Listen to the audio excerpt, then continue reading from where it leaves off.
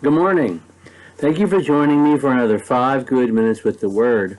I'm Barry Bryson, and we're continuing our study of 2 Peter. We're in chapter 1, and we'll be reading verses 5 through 9. These are some of the most well-known verses in all of the New Testament. Now, for this very reason, also, applying all diligence in your faith, supply moral excellence, virtue, and in your moral excellence, knowledge, and in your knowledge, self-control, and in your self-control, perseverance, and in your perseverance, godliness, and in your godliness, brotherly kindness, and in your brotherly kindness, love. For if these are in you, or yours, and are increasing, they render you neither useless nor unfruitful in the true knowledge of our Lord Jesus Christ. For he who lacks these qualities is blind or short-sighted, having forgotten his purification from his former sins. For by these, by what? Well, God has granted us, verse 3, everything pertaining to life and godliness, and he's given that to us, verse 3, through the true knowledge of him. And by his calling of us through his own glory and excellence. So, God's power, God's glory, God's excellence, God's provision of everything that pertains to life and godliness through the knowledge of him, of God, through Jesus Christ. Those are the resources we have, and they are the resources that make us full. And out of this fullness, then growth occurs. And it seems like he intends us to think of these things as in order. There's a cause and effect here. The way he words it is out of the fullness, out of all of your, out of all of your faith, then bring out more virtue, moral excellence. So we have been given all the resources that we need. We have access to everything that we need through knowledge, This passage then begins and ends with knowledge. You have been given knowledge. Knowledge gives you access to resources. And therefore, if you work hard to excel and to continue to grow, then you will bear fruit. Your knowledge will bear fruit. This is not just an academic exercise. This is something that has to be lived. And so let's notice something about the order. Knowledge produces, in the first place, faith, a belief that it's all true, and a belief in the faith, a belief in the set of truths that have been presented. So it all begins with that, with us being convinced that the words themselves are true words, and more than just convinced intellectually, but convinced deep down inside, so that we will live our lives based upon the truth, the words of truth that we have come to know. So that gives us access to all these resources. The next thing is virtue, and the New American Standard that I'm using translates the word arites, moral excellence. It means being a good citizen. It means doing the things that you do to be a good person. It means, taking care of others, sharing what you have, helping when help is needed, doing all those things that make you a good citizen. That's the next thing.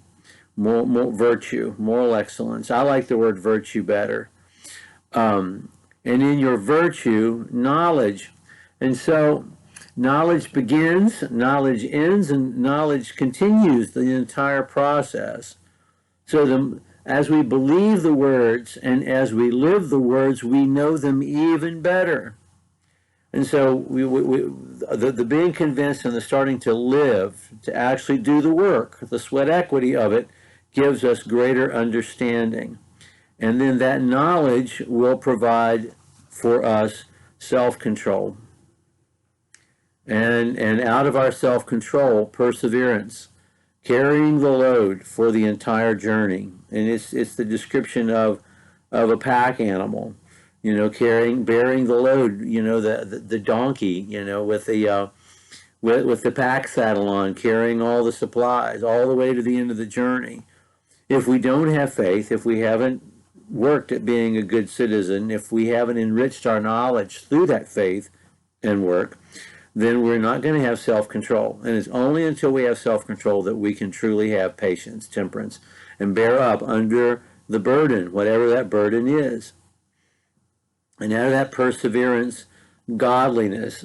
That's an interesting thing to add. Godliness, eusebes, in their language, meant observance. Meant all those little things you do to observe your faith, to show gratitude and thanksgiving and praise to God, whether that be singing or praying or fasting or whatever you do to honor God with your words and deeds. That's what eusebes is. That's what godliness means. It doesn't necessarily mean to be like God, but it means to be focused on God and to express your gratitude and your praise to God. And that comes out of bearing the load. That comes out of bearing the load. Isn't that interesting? Carrying the load, and then that will produce godliness, and then the godliness itself will produce brotherly kindness. So we get things turned around. You know, the affection that we feel for each other, the Philadelphia, the brotherly kindness, and then finally love, agape love. We feel like we have to have that in order to bear the load, in order to be a good citizen. But he says, no, do it. Just do it. Just do that. You know what the words say, do them. Do them because you know them to be true and because you believe in them. And then through the process of growth, you come to truly have not just preferences of certain people over others for selfish reasons, or not just deep emotions that come from the self and not selflessness. It's only after you do all the hard work and you grow that you truly have Philadelphia, brotherly kindness, brotherly affection, and then agape love. Agape love is arrived at the end of the process. And if we have these and they continue to increase, so we never come to the end of our growth, but the order is always the same.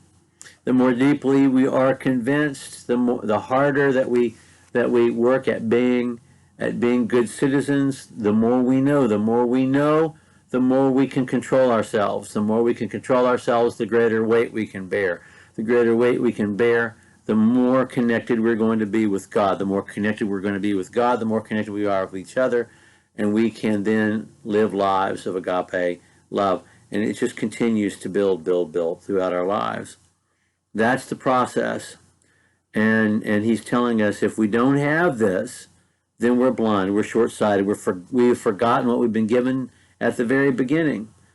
So anyway, well, that's the process, and he's going to tell us about the importance of continuing it next time with verse 10. Thank you for joining me for another 5 good minutes with the Word.